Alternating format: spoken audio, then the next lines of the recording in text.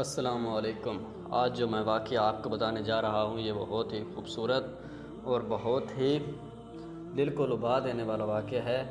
جو اس شخص کی کہانی کے بارے میں بتاتا ہے جو شخص حضور اکرم صلی اللہ علیہ وآلہ وسلم کے ظہور سے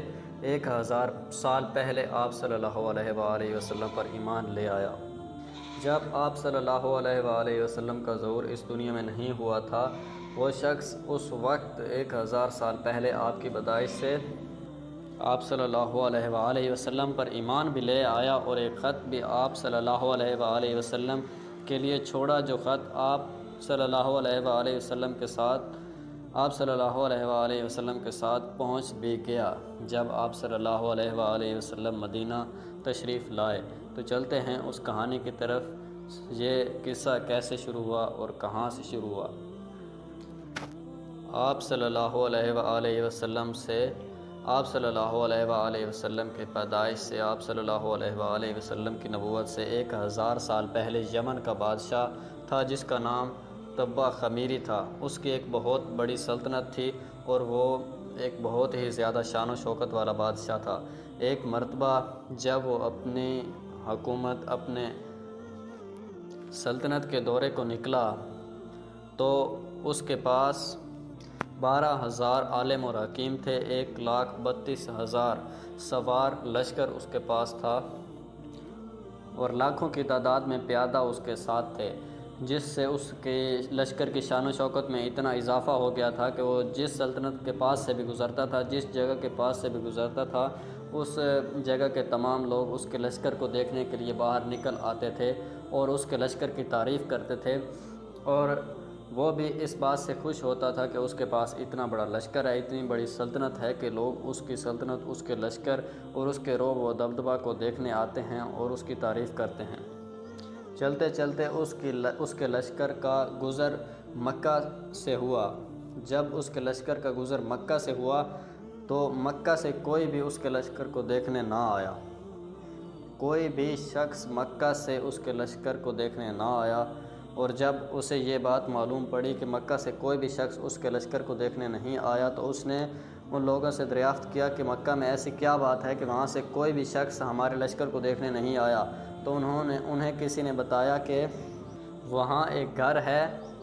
جس کو دیکھنے کے لیے آپ کے لشکر سے بھی زیادہ لوگ آتے ہیں، جو بہت دور سے بھی آتے ہیں اور بہت نزدیک سے بھی آتے ہیں۔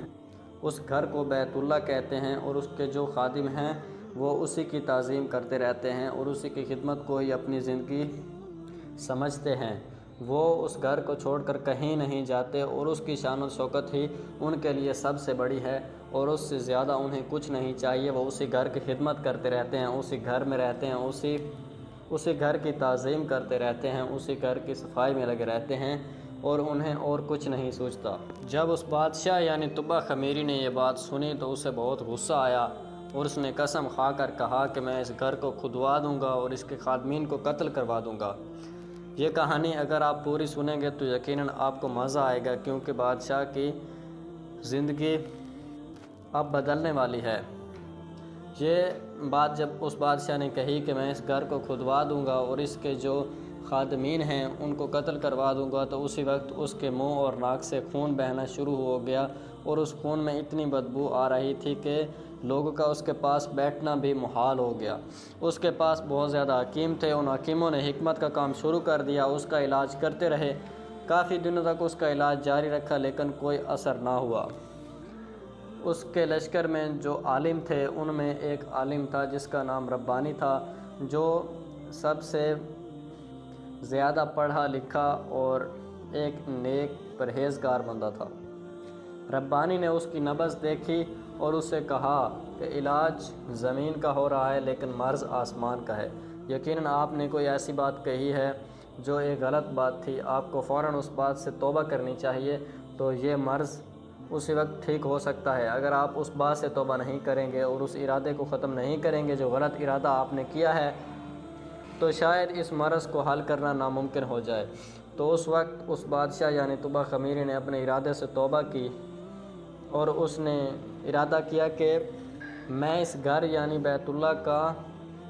احترام کروں گا اور اس کی خدمت کروں گا۔ یہ کہنا تھا کہ اس کا خون بہنا بند ہو گیا اور اس کے جسم سے بدبو آنا بند ہو گئی اور وہ بالکل ٹھیک ہو گیا۔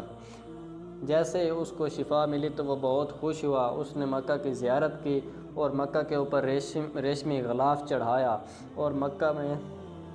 رہنے والے ہر شخص کو 7 اشرفیاں دیں اور 7 ریشمی جوڑے بھی پیش کیے، اور اس نے مکہ کی خدمت بھی کی اور ایک تاریخ رقم کر دی کہ اس نے ان لوگوں کی بہت زیادہ دعائیں لیں، اور پھر اس کا لشکر وہاں سے آگے چل پڑا اور اس کے لشکر کا گزر مدینہ سے ہوا۔ اس کے ساتھ قطب سماویہ کے عالم تھے۔ وہ عالم جب مدینہ سے گزرے تو انہوں نے مدینہ کے محلے وقوع اور مٹی کو دیکھ کر اور ان کے کتابوں میں جو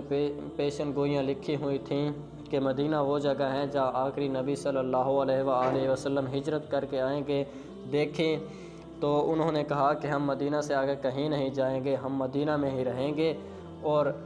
اگر ہماری زندگی میں نبی کریم صلی اللہ علیہ وآلہ وسلم مدینہ آئے تو ہم ان کی زیارت کریں گے، اور اگر ہماری زندگی اتنی لمبی نہ ہوئی اور اگر وہ ہماری زندگی میں مدینہ نہ آئے تو ہم یہیں دفن ہو جائیں گے اور ہماری قبروں پر ان کے قدموں کی خاک پڑے گی، تو یہ ہمارے لیے بہت ہی مقدس چیز ہے، یہ بھی ہمارے لیے بہت ہی زیادہ شرف کا مقام ہے۔ بادشاہ یہ سن کر بہت خوش ہوا اور اس کے دل میں بھی رحم بھر آیا اور اس کے دل میں بھی یہ یقین ہو گیا کہ آخری نبی صلی اللہ علیہ وآلہ وسلم سچے نبی ہیں اور اللہ ایک ہے۔ تو اس نے ان عالموں کے لیے 400 مکان بنوائے، بہترین مکان، اور ان کی رہائش کا بندوبست کیا اور انہیں کھانے پینے کا سامان اور نقد پیسے بھی دیے تاکہ وہ یہاں اچھی طرح سیٹ ہو سکیں اور یہاں بہترین رہائش اختیار کر سکیں۔ اور اس بادشاہ طبع خمیری نے ایک 2 منزلہ مکان مدینہ میں بنوایا اور یہ سوچ کر بنوایا کہ جب آخری نبی صلی اللہ علیہ وآلہ وسلم مدینہ میں آئیں گے تو میں امید کرتا ہوں کہ وہ اسی مکان میں رہیں گے۔ اور اس نے ایک خط بھی سب سے بڑے عالم ربانی کو دیا کہ یہ خط اگر تمہاری زندگی میں نبی کریم صلی اللہ علیہ وآلہ وسلم مدینہ میں آئیں تو انہیں دے دینا، اور اگر تمہاری زندگی اتنی لمبی نہ ہو تو یہ خط اپنی نسلوں کو دے دینا تاکہ نسل در نسل یہ خط چلتا ہوا ان تک پہنچ جائے، اور ان کو وصیت کرنا کہ یہ خط امانت ہے جو تم لوگوں نے آخری نبی صلی اللہ علیہ وآلہ وسلم کو پہنچانا ہے۔ اس خط میں کیا لکھا ہوا تھا یہ میں آپ کو سناتا ہوں۔ اس خط میں یہ لکھا ہوا تھا کہ دانا و ادنا طبع اول خمیری بادشاہ کی طرف سے، اے سید المرسلین حضرت محمد صلی اللہ علیہ وآلہ وسلم، اما بعد، آپ پر سلام ہو۔ میں آپ پر ایمان لاتا ہوں کہ آپ اللہ تعالیٰ کے سچے رسول ہیں اور اللہ تعالیٰ کے آخری رسول ہیں اور اللہ ایک ہے، اور میں آپ پر جو کتاب اتری میں اس پر بھی ایمان لاتا ہوں اور میں آپ کے دین پر ہوں۔ اگر مجھے زندگی میں آپ کی زیارت کا شرف حاصل ہوا تو میں آپ کے ہاتھ پر بیعت کروں گا یعنی کلمہ پڑھوں گا، اور اگر میری زندگی میں مجھے یہ شرف حاصل نہ ہوا تو آپ میری شفاعت کیجیے گا اور میں آپ کے دین پر ہوں اور آپ کے دین پر ہی رہوں گا۔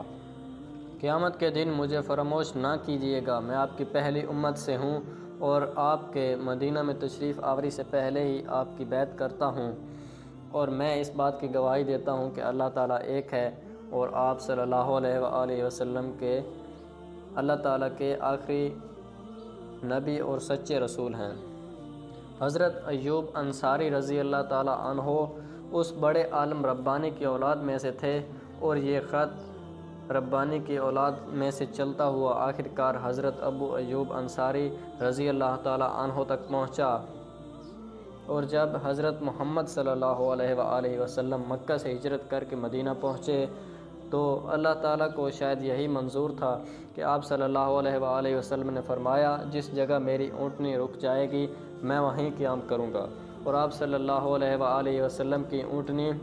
حضرت ابو ایوب انصاری رضی اللہ تعالیٰ عنہ کے گھر پر رکی، اور یہ وہی گھر تھا جو طبع خمیری نے آپ صلی اللہ علیہ وآلہ وسلم سے 1000 سال پہلے آپ صلی اللہ علیہ وآلہ وسلم کے لیے بنوایا تھا، اور یہ امید کی تھی کہ جب آپ صلی اللہ علیہ وآلہ وسلم ہجرت کر کے مدینہ آئیں گے تو وہ اسی گھر میں رہیں گے۔ اس گھر میں اس وقت حضرت ابو ایوب انصاری رضی اللہ تعالیٰ عنہ رہ رہے تھے۔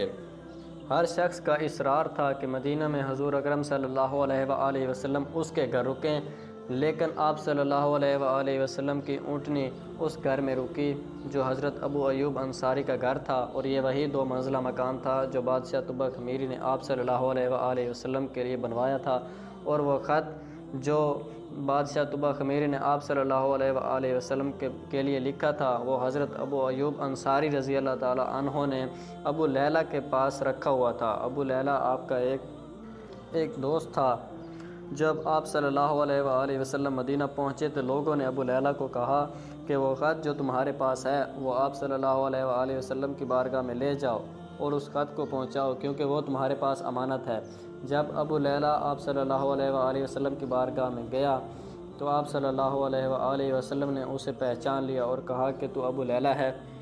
وہ یہ سن کر حیران ہو گیا تو آپ صلی اللہ علیہ وآلہ وسلم نے فرمایا کہ وہ خط جو بادشاہ یمن نے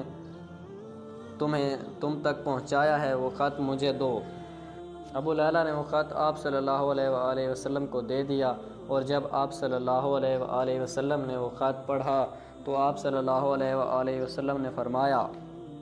صالح بھائی طبع کو آفرین و شاباش ہے صلی اللہ علیہ وآلہ وسلم۔ یقیناً طبع خمیری کی قسمت بھی بہت افضل تھی کہ وہ آپ صلی اللہ علیہ وآلہ وسلم پر ایمان لے کر آیا، اور آپ صلی اللہ علیہ وآلہ وسلم کی شان بہت ہی زیادہ نرالی ہے۔